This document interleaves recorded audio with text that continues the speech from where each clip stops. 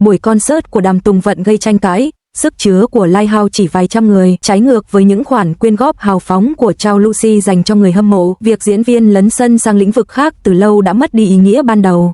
Buổi biểu diễn Lighthouse của Đàm Tùng Vận không phải là một sự kiện thương mại mà là một cuộc gặp gỡ ấm áp với những người hâm mộ trung thành của cô. Từ nhạc phim Go Ahead đến các đĩa đơn do chính cô sáng tác, cô đã thực hiện lời hứa được đưa ra nhiều năm trước bằng giọng hát chữa lành của mình.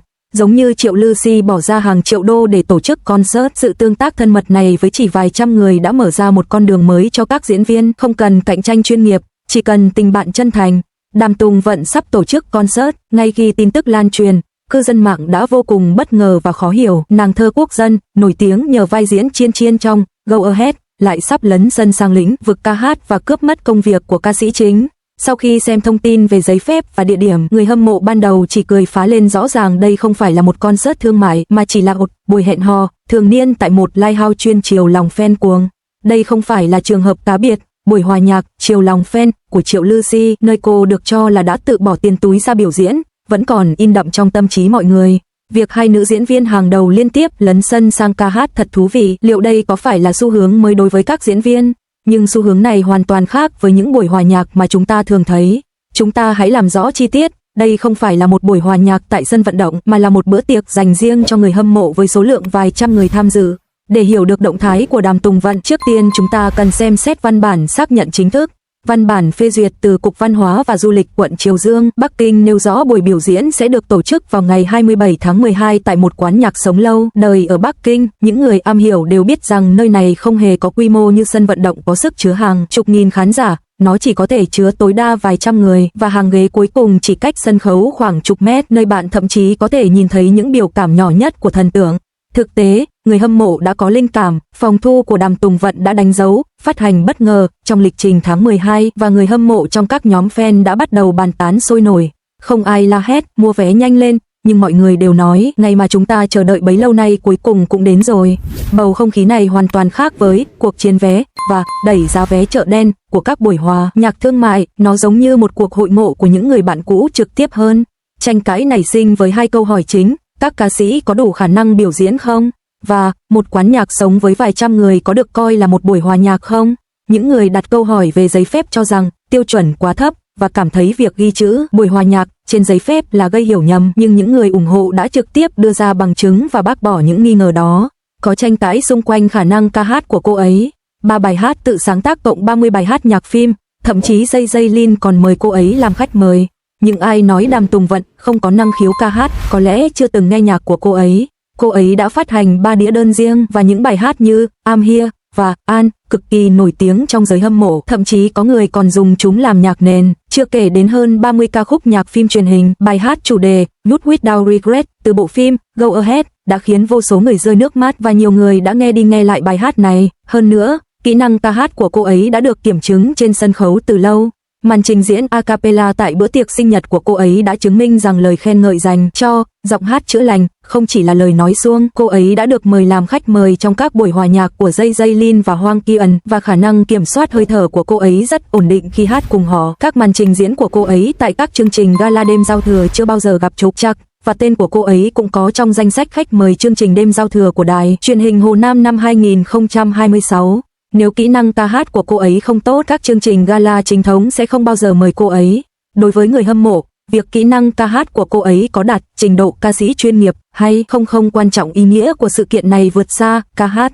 Đàm Tùng Vận đã hứa với người hâm mộ của mình trong nhiều năm, từ tôi sẽ hát cho các bạn khi có cơ hội, đến sự chấp thuận chính thức hiện tại, cảm giác như một buổi lễ thực hiện lời hứa đó. Ngay lúc này, chủ đề sôi nổi nhất trong nhóm người hâm mộ, ngoài việc chờ đợi thông tin vé, là đoán danh sách bài hát, nhạc phim Under the Power, chắc chắn phải có, đúng không?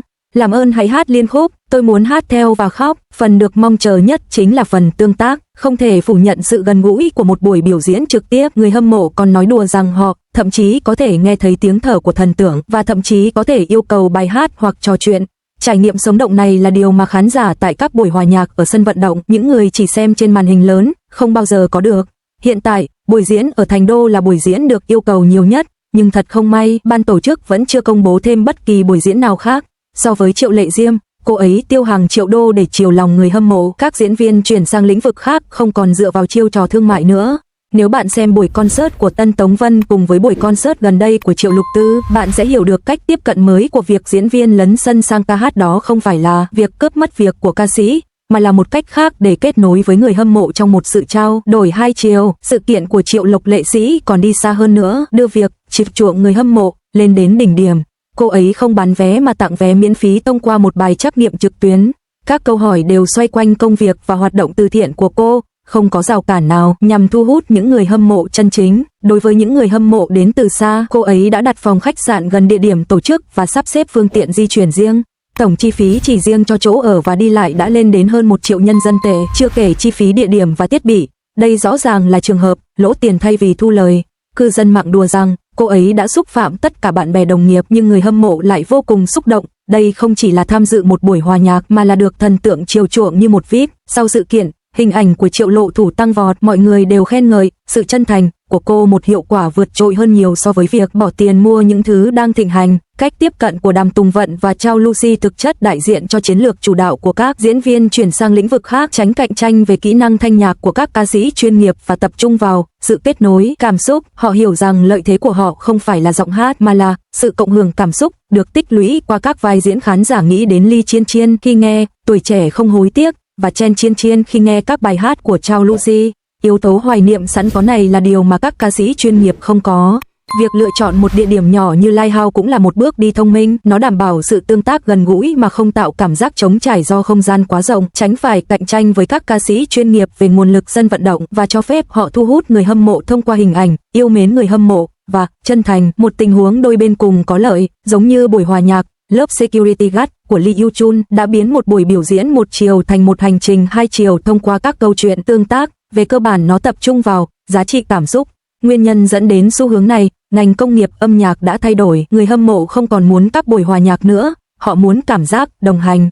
Sự phổ biến của những buổi hòa nhạc không chính thống này thực chất là tín hiệu cho thấy hệ sinh thái ngành công nghiệp đang thay đổi. Một mặt, ngành công nghiệp điện ảnh và truyền hình quá cạnh tranh và các diễn viên không thể chỉ dựa vào tác phẩm của mình để thu hút người hâm mộ, họ cần tìm những kênh mới để củng cố lượng người hâm mộ của mình. Âm nhạc là bước đột phá tốt nhất, vì nó có thể thể hiện sự đa dạng và cho phép tương tác trực tiếp với người hâm mộ. Mặt khác, nhu cầu của người hâm mộ cũng đã thay đổi. Trước đây, việc hâm mộ thần tượng có nghĩa là mua album và xem các tác phẩm của họ. Giờ đây, họ khao khát sự tiếp xúc gần gũi và muốn được gặp thần tượng trực tiếp. Những sự kiện âm nhạc quy mô nhỏ này đáp ứng hoàn hảo nhu cầu đó, không có những người đầu cơ đẩy giá lên cao và bạn không phải chen chúc trong một địa điểm với hàng chục nghìn người để xem màn hình lớn. Nó giống như nghe nhạc và trò chuyện với bạn bè, và cảm giác đồng hành này quý giá hơn bất cứ điều gì khác. Quan trọng hơn, các cơ quan văn hóa và du lịch đã và đang quản lý thị trường nghệ thuật biểu diễn và loại bỏ các hành vi sai trái như giá vé quá cao và bán vé trọn gói. Cách tiếp cận chi phí thấp, giàu cảm xúc và không theo lối mòn thương mại của Đàm Tùng Vận và Châu Lucy đã tạo ra sự cân bằng hoàn hảo giữa định hướng chính sách và nhu cầu thị trường. Điều này giải thích sự nổi tiếng và sức hút của họ. Nhìn lại những tranh cãi xung quanh buổi hòa nhạc của Tân Vân, thực ra nó hơi không cần thiết. Buổi hòa nhạc trên giấy phép chỉ là tên gọi trong hồ sơ hành chính. Sự kiện thực tế chỉ đơn giản là một buổi tiệc âm nhạc dành riêng cho người hâm mộ của cô. Ở tuổi 27, cô đã vươn lên từ một diễn viên mới nổi đến vị trí hiện tại thông qua một loạt vai diễn ấn tượng. Buổi biểu diễn tại quán nhạc này chỉ đơn giản là một món quà đặc biệt dành cho những người hâm mộ đã ủng hộ cô trong nhiều năm qua. Vào ngày 27 tháng 12, một hành trình hai chiều ấm áp đã diễn ra tại quán nhạc nhỏ ở Bắc Kinh. Đàm Tùng Vận hát cùng cây đàn guitar, người hâm mộ khẽ hát theo và có lẽ ai đó còn hét lên chiên chiên. Cảnh tượng này cảm động hơn bất kỳ buổi hòa nhạc thương mại nào. Xét cho cùng, đối với người hâm mộ, sự giao thoa tuyệt vời nhất không phải là về khả năng ca hát chuyên nghiệp, mà là việc thần tượng sẵn lòng dành thời gian gặp gỡ họ một cách tử tế.